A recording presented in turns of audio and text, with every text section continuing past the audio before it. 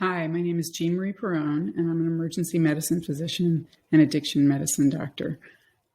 I'm the director of the Center for Addiction Medicine and Policy at Penn Medicine.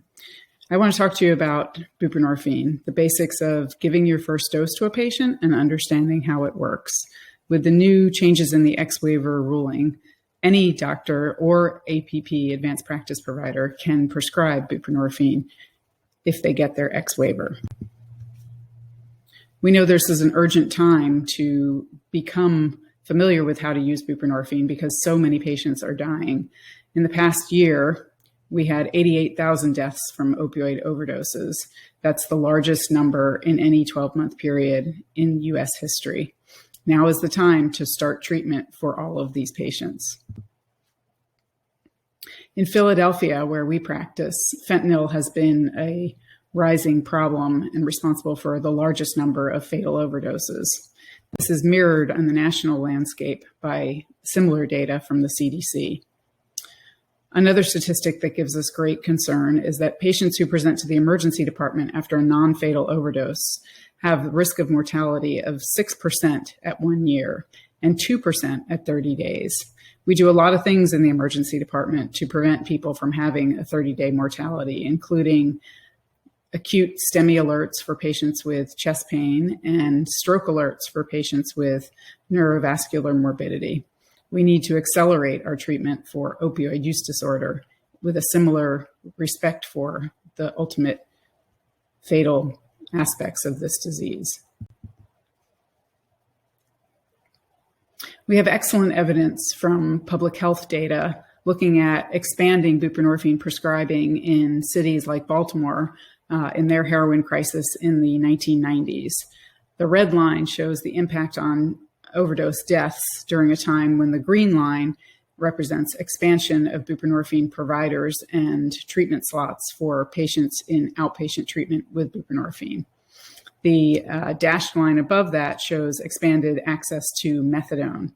Those two initiatives, often called medications for addiction treatment or medications for opioid use disorder, can be impactful and reduce opioid overdose deaths by 65 to 70%.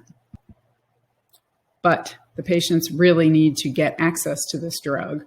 And often there are social determinants of health that limit patients' access.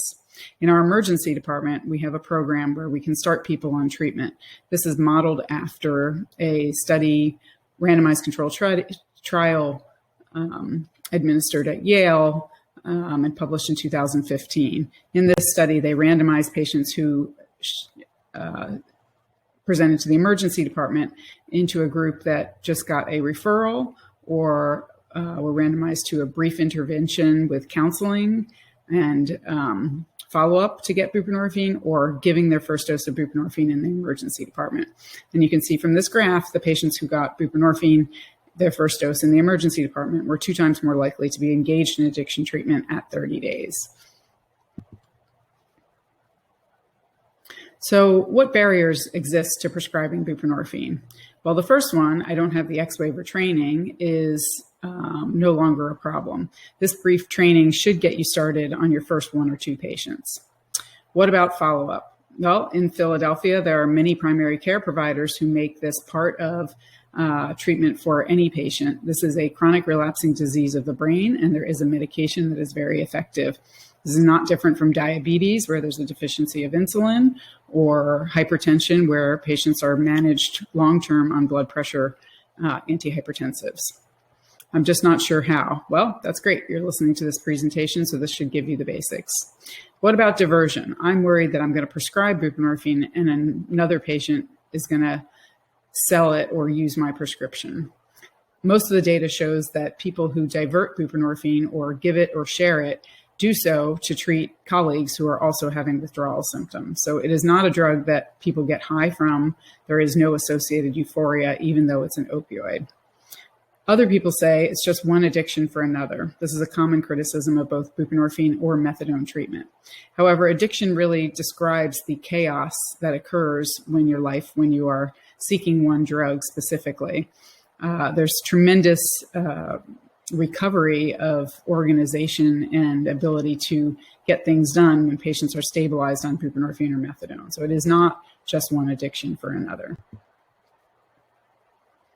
Buprenorphine is a very unique drug. It is highly lipophilic, and it attaches to the opioid receptor in the brain with a very high affinity at the mu opioid receptor.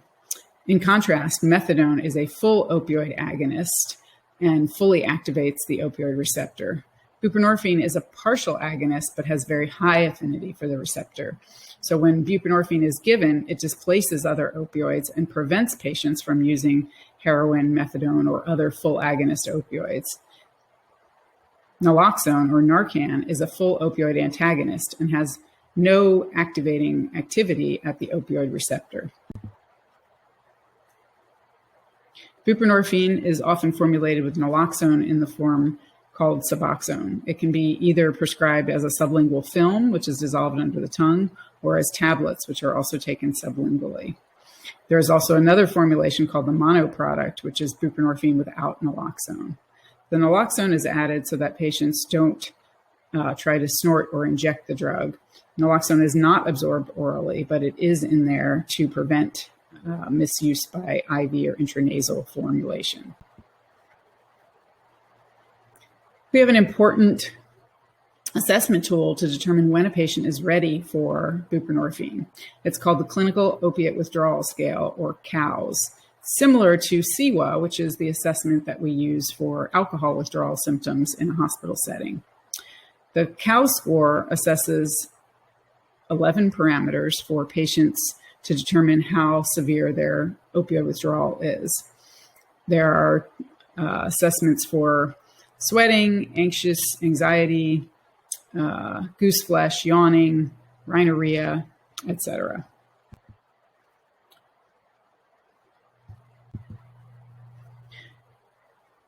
It is quite simple to administer buprenorphine. It is available in the hospital setting. Step one is to talk to your patient about the value of medication for opioid use disorder, including buprenorphine or methadone. In the hospital, we are limited at starting people on methadone, but it can be used for opioid withdrawal symptoms. If you want to start a patient on buprenorphine, you can also send them home on it, which is different from methadone, which needs to be treated at an opioid treatment program with daily doses of methadone. Buprenorphine is an office-based strategy for treating opioid use disorder. And so patients can receive their first dose in your office or at home and then continue to get prescribed buprenorphine. The only first step that requires some important evaluation is how much withdrawal symptoms the patient's having. So you're going to use your COWS score to assess the withdrawal symptoms. When a patient has a COWS score greater than 8, the first dose of buprenorphine can be administered. That can be either 2 to 8 milligrams administered sublingually. It works very quickly. The patient can be reassessed in 30 to 60 minutes. If they're still having withdrawal symptoms, but they feel like they got a little bit better, you can give an additional 4 to 24 milligrams all at one time. What adverse events do we need to worry about? Buprenorphine can cause 2 adverse events. One is worsening withdrawal, which just means that some activation of the opioid receptor has occurred and has displaced some prior full agonist opioid. This may lead to some worsening symptoms of withdrawal. This can be treated very easily with additional doses of buprenorphine. In some cases, when buprenorphine is given much too early, a phenomenon called precipitated withdrawal can occur. This might look like someone who has received an acute dose of naloxone while opioid intoxicated. They may have full-blown opioid withdrawal symptoms and COWS scores of 15 to 35. This can also be treated with additional doses of buprenorphine.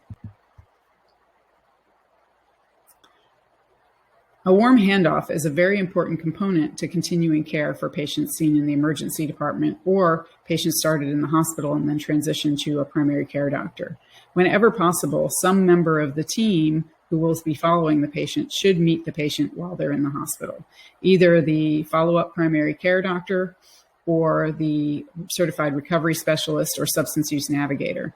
In area hospitals where a warm handoff program was in place, they found double the rate of engagement in follow-up after a patient had a warm handoff to their subsequent treatment provider. So I just want to go through one case. This is a 21-year-old man brought in by his mom who wants detox. In this case, he's had a history of heroin use for the past 2 years. He had 2 previous episodes of recovery following rehab admissions for 30 days and 180 days, but he was no longer insured and was limited in what his inpatient follow-up could be. He'd had Suboxone taper previously and thought it helped his withdrawal symptoms. He has follow-up in 2 days, but he could not wait any longer to get to his next appointment. So the next steps for this patient are quite simple. We're going to calculate a COWS score and do a physical examination. His last use was over 24 hours ago. His blood pressure is normal. His heart rate is slightly elevated. His respiratory rate is slightly elevated.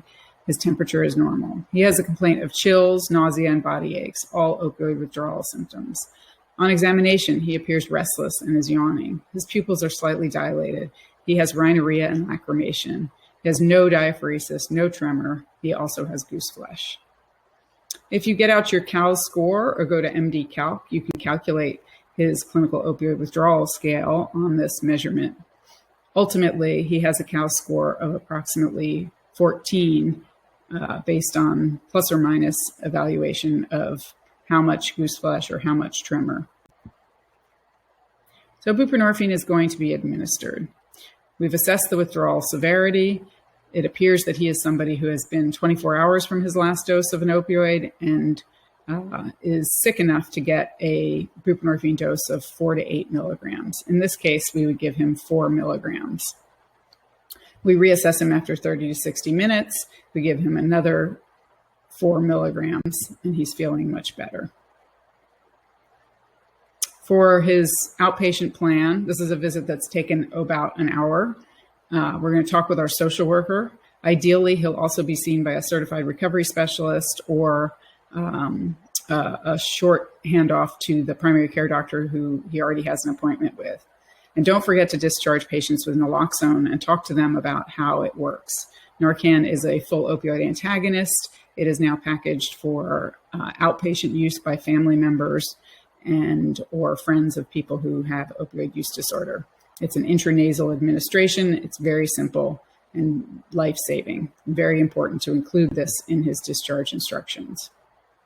So in summary, buprenorphine is an evidence-based treatment that any clinician can order to treat withdrawal and bridge to follow-up. A COWS tool is helpful to assess withdrawal. A COWS greater than 8 equals a buprenorphine dose of 2 to 4 milligrams. Prescribe naloxone and a warm handoff at the time of discharge and get waivered now. Look at our website for information on how to register for your X waiver. Thank you.